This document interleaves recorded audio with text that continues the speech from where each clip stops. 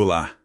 Sabe aquela sensação de que, às vezes, uma regra nova do governo aparece assim, meio do nada e super complexa? Aham, acontece, né? Pois é. Hoje nosso deep dive é justamente sobre o mecanismo brasileiro que tenta mudar isso, trazer mais clareza. A análise de impacto regulatório, ou AIR. Veio com o decreto 10.411, lá de 2020. Exato. A gente vai usar o próprio decreto como nossa fonte principal aqui. Legal. E a missão, então, é desvendar o que é essa tal de AIR, quando precisa fazer, quando não precisa, e como ela busca, melhorar as regras federais aqui no Brasil. Para todo mundo, empresas, cidadãos, e com espaço para participação, que acho importante. Isso. Foco na participação pública também é chave. Legal. Então, vamos lá. O que é, na prática, essa AIR? Pelo que entendi, é tipo um estudo obrigatório que tem que ser feito antes de criar uma regra nova que vai afetar a vida das pessoas ou das empresas. É isso? É basicamente isso. Pensa como um olha antes de pular do governo. O objetivo oficial, assim, no texto do decreto, é avaliar os prováveis efeitos, ver se o impacto é razoável e ajudar quem decide a ter mais base. Certo. E vale para a administração federal direta, autarquias, fundações. Mas, importante, não se aplica a tudo. Decretos do presidente ou coisas que vão direto por Congresso, por exemplo, ficam de fora. Ah, entendi. Então a regra geral vai editar, alterar ou até revogar uma norma de interesse geral que afeta um monte de gente, precisa da AIR. Mas imagino que tem exceção, né? Não deve ser para tudo mesmo. Tem sim, claro. O decreto lista várias, tipo, atos que são só para organizar a casa internamente, sabe? Coisas administrativas. Ok. Ou então, atos que já têm um destinatário certinho, individualizado. Decisões sobre orçamento, política de moeda, câmbio, segurança nacional, nada disso exige a IR. Faz sentido. E também se for só para juntar um monte de norma antiga num texto só, sem mudar o que elas dizem de verdade, sabe? Só consolidar. Entendi. Mas e quando a regra normalmente precisaria de AI, mas o órgão, sei lá, resolve não fazer? Existe essa possibilidade de ser dispensada? Existe. São situações bem específicas e tem que ter uma justificativa formal, viu? Uma nota técnica, que tem que ser pública. Ah, bom. E quais são essas situações? Olha, a principal é urgência, quando não dá tempo mesmo. Outra é se uma lei maior já meio que obriga a fazer de um jeito, sem dar muita escolha para o órgão. E tem a dispensa para atos que eles chamam de baixo impacto. Baixo impacto.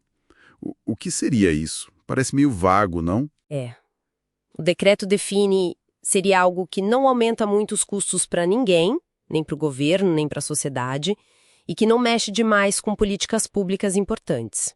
Mas você tem razão, a aplicação disso pode gerar debate. Imagino. Além disso, pode dispensar para atualizar regra velha, obsoleta ou para garantir estabilidade de mercado, tipo financeiro, seguros. E para se alinhar com norma internacional ou, olha que interessante, para reduzir custo regulatório. Se a ideia é simplificar, pode dispensar a ER. Entendi. Mas essa dispensa tem que ser bem explicada, então, com a tal nota técnica pública. Exatamente. Não é só decidir não fazer. Tem que fundamentar e publicar. Agora, se a ER for feita, aí o resultado é um relatório. Certo. E o que tem que ter nesse relatório? Deve ser um documento pesado? É para ser completo. Tem que dizer qual é o problema que a norma quer resolver, quem vai ser afetado, quais os objetivos e, muito importante, explorar as alternativas. Alternativas, Tipo, outras formas de resolver o problema ou até mesmo a alternativa de não fazer nada, de não criar regra nenhuma. Tem que analisar isso também. Nossa, até não fazer nada. Interessante. Sim, aí analisa os impactos, custos, benefícios e o decreto manda dar uma atenção especial para o impacto em micro e pequena empresa, o que é bom. Com certeza. Tem que ver o que o público já disse sobre o assunto, se teve consulta antes, olhar o que outros países fazem e, no final, recomendar uma solução, explicando a metodologia que usou, tipo custo-benefício, análise de risco, essas coisas. E a linguagem tem que ser clara, acessível, com um resuminho. Falando em público, com como a sociedade entra nessa história, tem espaço para opinar? Tem. E é uma parte bem importante para dar transparência. Pode rolar consulta pública antes mesmo de decidirem qual caminho seguir.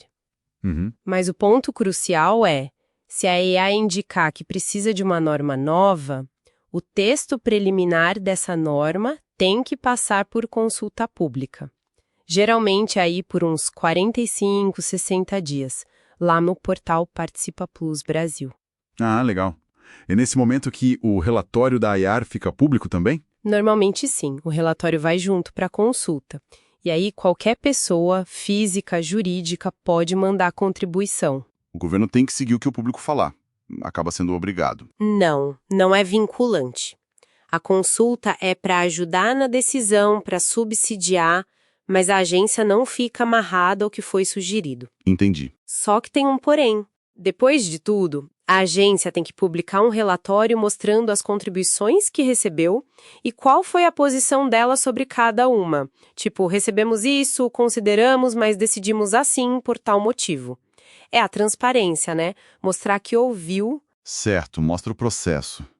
Ok, então a norma saiu, passou por isso tudo, e aí? Acabou? Ou eles olham depois para ver se deu certo, se funcionou como esperado? Eles devem olhar. Essa é a chamada Avaliação de Resultado Regulatório, ARR. ARR. Isso. É para verificar se a norma alcançou os objetivos que tinha e ver outros efeitos que ela possa ter causado, bons ou ruins. E ela é obrigatória, olha só, em até 3 anos para aquelas normas que foram feitas com urgência e pularam a ARR lá atrás. Ah, faz sentido. Para compensar a falta da análise prévia. Exato. E além dessa AER específica, os órgãos também têm que ter um plano para revisar periodicamente as normas que já existem, o chamado estoque regulatório, para ver o que ainda faz sentido, o que precisa mudar. Uma limpeza na casa, digamos. É tipo isso, manter as regras atualizadas. E quem bate o martelo final? A decisão de criar a norma, mesmo depois da AIR, é de quem? A decisão final é da autoridade máxima do órgão, o chefe lá da agência, o ministro, enfim. Ele analisa o relatório da AR, usa como base, mas não está preso à recomendação da AR. Ah, não está preso. Não.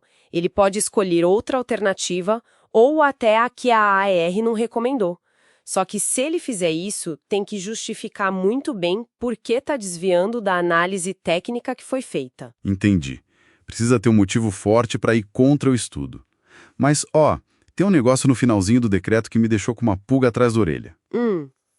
Qual? Ele diz lá no artigo 21 que mesmo que esse processo todo da AIR não seja seguido direitinho, tipo, se tiver alguma falha, isso não invalida automaticamente a norma que foi criada. É isso mesmo? Exatamente isso. Esse artigo 21 ele é bem direto.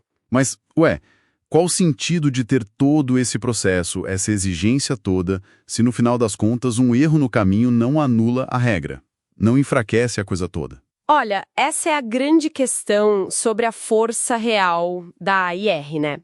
O decreto diz isso. O descumprimento das regras da AIR não implica a nulidade do ato normativo, nem é motivo para não cumprir a norma. Puxa. Isso mostra que a AIR é vista mais como uma ferramenta para melhorar a qualidade da decisão, para dar subsídio, sabe, para racionalizar o processo, mas não é uma condição, assim, absoluta para a norma valer.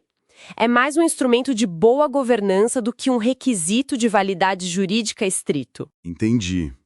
É um instrumento importante, mas não um que derruba a norma se for mal feito. Ok, então para a gente amarrar aqui, o Decreto 10.411 quer trazer mais análise, mais dados, mais participação pública para a hora de criar regras federais no Brasil. A ideia é pensar antes, olhar alternativas, ouvir a sociedade. Exatamente. No papel, é um processo bem estruturado que busca trazer mais racionalidade, né? Claro que o resultado final, a eficácia disso tudo, depende muito de como as agências vão aplicar isso no dia a dia e também do quanto a sociedade civil vai se engajar, participar das consultas. Certo. E essa ressalva final sobre a não invalidação automática é um lembrete importante, né? Sobre os limites e talvez o propósito principal da ferramenta. É para melhorar, não necessariamente para travar tudo se algo sair do trilho. Entendido. Bom, fica aí a reflexão então. Se a gente tem esses mecanismos como AIAIAIR para criar normas, será que outras áreas do governo, outras decisões importantes, não poderiam também se beneficiar de uma análise prévia mais estruturada e de uma consulta pública antes da decisão ser tomada? Fica a pergunta no ar.